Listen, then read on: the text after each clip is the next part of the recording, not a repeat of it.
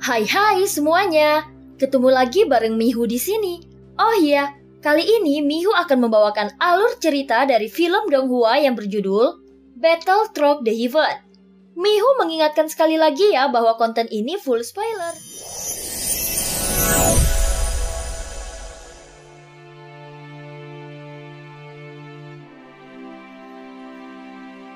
Melanjutkan dari kisah sebelumnya. Sebelumnya setelah beberapa saat, Xiaoyan akhirnya menemukan roh pedang yang dicarinya. Dan tanpa membuang-buang waktu, Xiaoyan berhasil menangkapnya dan memasukkannya ke dalam bendera penekan jiwa, pedang Doji. Setelah mengetahui nama pedang itu, Xiaoyan memasukkan bendera penekan jiwanya ke dalam cincinnya.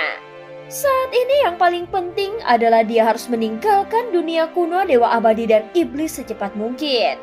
Apalagi fakta bahwa Yuyan terus mengejarnya, sehingga itu tidak akan berefek baik apabila Xiaoyan masih tetap tinggal di dunia ini. Setelah semua sumber daya dunia disedot ke dalam pagoda emas, sumber daya tersebut ditempatkan Xiaoyan ke dalam laut 10.000 roh. Setelah 3/10 sumber daya dunia memasukinya, laut 10.000 roh yang awalnya redup sekarang bersinar dengan kilau yang luar biasa. Meskipun 3/10 sumber daya dunia dimasukkan ke dalam lautan 10.000 roh, namun lautan itu tidak menunjukkan tanda-tanda penuh. Tentu saja pemandangan ini sangat mengejutkan Xiaoyan. Seolah-olah jika semua sumber daya dari seluruh dunia kuno Dewa Abadi dan Iblis dimasukkan ke dalam lautan 10.000 roh, itu masih bisa menampungnya. Setelah menyelesaikan semua ini, jelas Xiaoyan tidak berniat untuk tinggal lebih lama lagi di dunia kuno Dewa Abadi dan Iblis. Dia bahkan tidak berencana untuk kembali ke alam Dewa Iblis Abadi. Baiklah, semuanya sudah siap. Ayo kita berangkat sekarang. Setelah Xiaoyan mengatakannya, 50.000 keabadian para dewa segera mengangguk tanda setuju dan tampak lebih bersemangat. Saat berikutnya mereka semua bergerak dengan tertib dan langsung memasuki celah spasial yang seperti lubang hitam. Setelah satu persatu dari 50 keabadian para dewa masuk ke dalam celah ruang, Xiaoyan mengangkat daun pohon dunia di tangannya. Kemudian dia menggerakkannya dengan pikirannya. Seketika daun pohon dunia berubah menjadi titik-titik cahaya yang menyebar.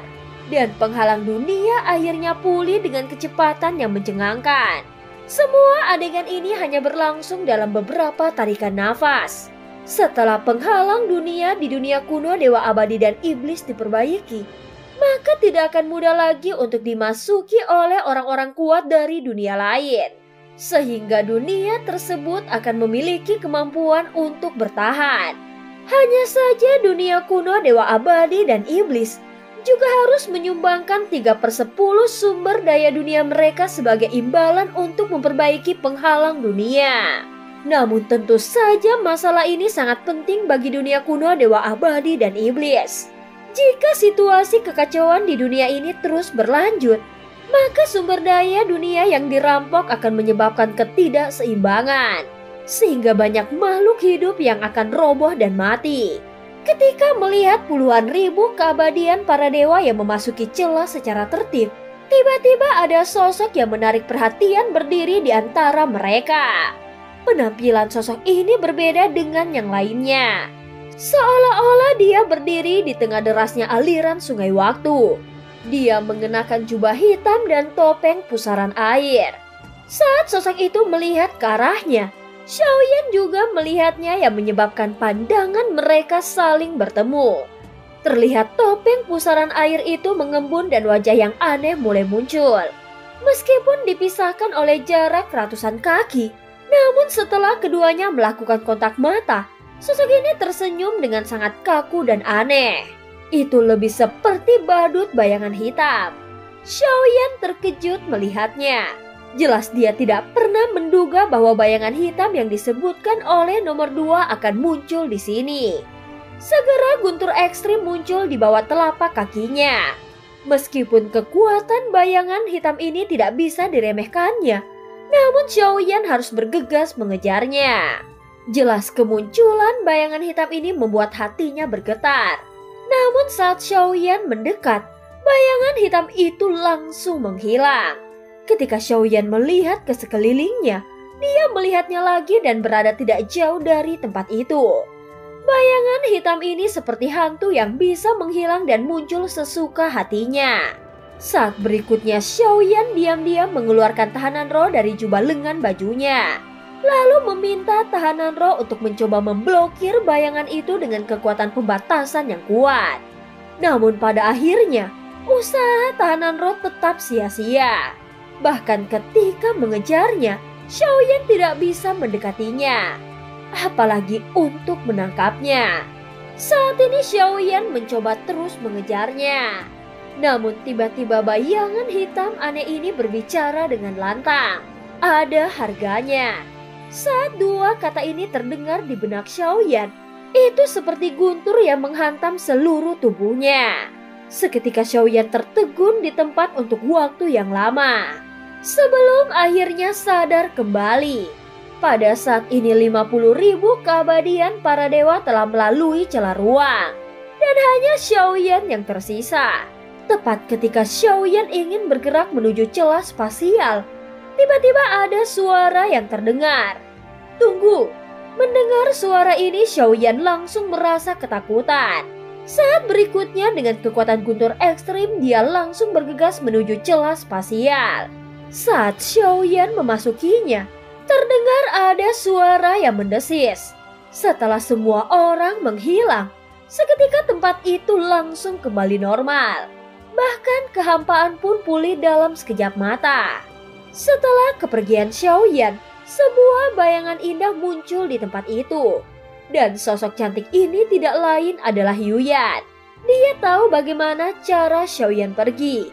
Bagaimanapun dia sudah melihat sendiri bahwa roh dunia sangat mematuhi perintah Xiaoyan. Sehingga Yuyan terus mencari Xiaoyan sejak dia menghilang dari dalam gua Zonggu. Dan menghabiskan banyak upaya untuk menemukannya dalam waktu singkat. Namun Yuyan tetap terlambat satu langkah. Benar saja. Laki-laki tidak bisa dipercaya. Aku telah mencurahkan semua isi hatiku untuknya. Dan bahkan aku memenuhi semua kebutuhannya. Tetapi dia berani berbohong kepadaku. Sungguh berani. Yang mulia ini benar-benar seperti rumor yang beredar. Ucap Yuyan bergumam perlahan pada dirinya sendiri. Namun Yuyan sama sekali tidak menyalahkan Xiaoyan. Seolah-olah dia sudah menduganya. Meskipun nada suaranya tinggi, namun ekspresi penuh tekad di matanya sangatlah ekstrim. Dia pergi ke dunia sensi. Dia melarikan diri dariku. Jadi aku harus mengejarnya. Identitas aslinya seharusnya ada di dunia sensi. Jika aku bisa berkomunikasi dengannya, maka sementara itu di aula utama alam dewa iblis abadi, ada sesosok tubuh yang mengambang di aula dengan lonceng perak merah di kakinya. Dan sesosok pria yang berdiri diam di dekatnya. Saat sosok cantik ini bergerak dengan lembut, terdengar nada dering yang nyaring. Sosok cantik itu memutar pinggul kecilnya yang bulat, sehingga terlihat seperti mawar yang bergoyang. Dadanya yang menjulang bergetar dengan bangga dan tiba-tiba sosok cantik itu menghilang dari aula utama. Dunia sensi sudah lama tidak kukunjungi. Aku harus pergi ke sana untuk bersenang-senang. Sosok cantik itu bergumam dengan nada suara yang lembut. Meskipun dia mengenakan cadar, namun fitur wajah cantiknya masih bisa terlihat secara samar. Segera sosok itu muncul di tempat Yuyan berada. Setelah sosok cantik itu muncul, Yuyan bergerak sedikit ke dalam bayangan sosok itu dan langsung menghilang. Masalah ini agak merepotkan. Tetapi sebelumnya Shizun pernah memberiku sebuah benih. Hanya saja aku tidak tahu apakah benih tersebut masih berfungsi. Gumam sosok cantik itu. Dia segera membalikkan telapak tangannya. Meskipun tindakan ini sederhana, namun tetap membuat pria di depannya gemetar. Terlihat ada sebuah kacang yang muncul di telapak tangannya. Dia segera melemparkannya ke dalam kehampaan dan kacang itu pun menghilang. Dan kacang itu pun menghilang. Setelah beberapa saat, kehampaan itu mengeluarkan tunas hijau. Melihat adegan ini, mata sosok cantik itu langsung berubah menjadi seperti bulan sabit. Sepertinya dia memang lebih tulus dari yang kukira. Setidaknya hal ini nyata. Ucap sosok cantik ini berbicara dengan nada yang dingin. Dia segera mengetuk sedikit pucuk hijau itu dan cahaya putih menyala darinya. Sesaat berikutnya, sosok cantiknya menghilang ke dalam kehampaan. Sebagian besar ruang ini sangat gelap, tetapi dia tidak punya waktu untuk melihat-lihat lagi. Untuk bepergian keliling dunia, dia harus menekan tekanan yang sangat besar, baik tubuh maupun jiwanya. Rasanya tubuh dan jiwanya sedang direnggangkan dari waktu ke waktu, bahkan kadang tergencet. Perasaan ini mungkin serupa dengan apa yang dirasakan oleh Xiaoyan. Dan cerita pun berakhir. Terima kasih udah dengerin Mihu dari awal sampai akhir ya. Jangan lupa untuk like dan subscribe. Sampai jumpa.